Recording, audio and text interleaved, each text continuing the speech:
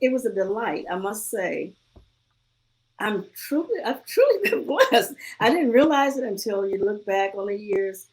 I had 1 week when he was 2 years old. And I say a week because I believe it was almost, if it wasn't 7 days in a row that I had to chastise him, it was close to it. It had to be at least six. Just out of the blue. At and they say terrible twos, and this is why I remember this. I'm like, I never had a problem with him, so I'm not expecting this. And I would tell him, maybe don't touch something on the table, and he'd look me in my eye and just reach his hand over slowly and touch it, looking me dead in my eye. I guess to catch my expression or see what I was going to do. But I'm not mentally prepared for this because this child never does anything. If he hears you say, "Oh, don't touch this. This is for this," he never goes that way. He's only interested in music. So every day, for like 7 or 6, 7 days, he'll catch me at some point. Never maybe any particular time, but he deliberately touched, and then he makes sure that I'm seeing him. Now I really don't know how long he probably was doing it because he was a jokester as he got older with his sisters. But he would do that again. And I was like upset because he was this perfect child. And I didn't want him to get into the habit of doing something that I've seen other people have to chastise their children for. This is not my son. No, he's a perfect child. I can leave him with anyone. He never does anything wrong. He only sits there spinning 45s in the floor and never bothers anything. My husband and I had a restaurant, and we were living in the Nona Hotel apartment upstairs, and the restaurant was downstairs. And I had two different babysitters. Never ever had a comment or a problem with anything. He was the perfect child, even at church. Sit there like an old minister until it was over. Never had to get out my choir seat or anything. But for him to do that, it was something wrong. And I just didn't clue in that this was just him testing me, because he'd never done anything before. He was just like the perfect child. I actually carried him in the little, what did they call them? The little things that you carry the baby in front with the straps on you. Yes, This in is a how I satchel. carried him. Yes, the little huggy, the little snuggle thing. And I carried him like that until he was even when he could walk a little, if I was in a hurry, he'd get in that. He was almost as long as I was because I'm not even 5 feet still. But he never, was always the perfect child. Doesn't matter the weather, what's going on. Never cried for anything. Just, just a great kid. So that 1 week kind of threw me for a loop. But even growing up, I never had a problem with him until he was 17 and doing labs at Davis Aero Technical School. And he would skip a lab session because he was trying to get to amphibians or something. And I didn't know until after it was over. And of course, he was a great student, so he'd catch up with it. But hearing conversations between people, and siblings do tell on each other when they get mad at you. And so I would find out. I'd be upset. And I'm like, you don't want, it was something like my children always were A, B students from kindergarten all the way through. They never had to study.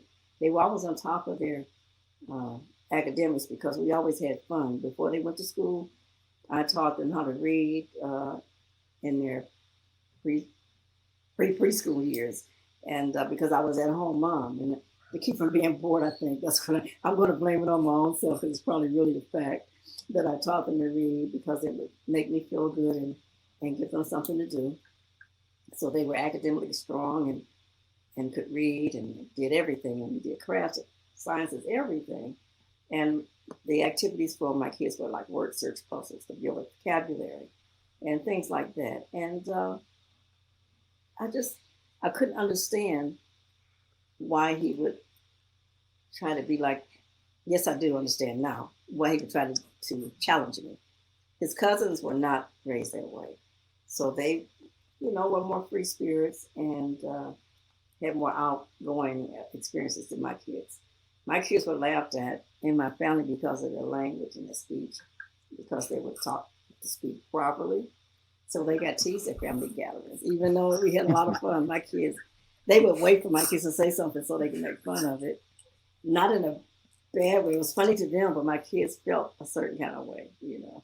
Like they would probably sit up on each other because they didn't know what was coming and when, you know. But he just was that way until he got 17. And then he turned around and started going to AMPS. And he told me once, because I had confronted him, he said, well, I'm sorry, Ma, I just have to accept the consequences of whatever you're going to do because I got to do my music. Wow. And I looked at him like, is he crazy? You know, like, just stand in my face. And mind you, he probably was a little taller than me at that time. And as I remember, because it seemed like everybody was in the world. And I just looked, I couldn't believe that he stood there and told me that, you know, because he was just like totally respectful always. And I knew that he meant it. The way he said it, it wasn't out of disrespect, but I knew that he really meant that. And so I had to accept that. I knew what music meant because music had been the only thing that I had to hold on to in my childhood. You know, I was one of six, siblings, and I was the only one that was not included in different things that went on in the home, like certain family reunions to relatives on their side. But at the time growing up, until I was 16, I didn't know that I was not the blood relatives of these people. I'm thinking, what did you do that you can't go? You know, why aren't you going? And I would always be the one that had to stay home, you know, and how that my mother would put it gently. Oh, I need you here to do this for me. Or, you know, I need you to do something special for me. She didn't have the heart to tell me why I wasn't going. And she never did explain. I found out when I found out I had a different dad at just before my 17th birthday. Wow. Yeah. So if things began to click, and so I understood then, not that I appreciated it, I still found a lot of fault in it. And there were some people that I never forgave because these were not just ordinary individuals. These were like the grandfather was a minister, and so I'm looking higher up for him to be a better character. And then I find out when my 30s that not only was he a minister, he had become a bishop in the AME church, in which I was a member of the AME church at that time, doing lots of work within the AME church. So that made me even more bitter.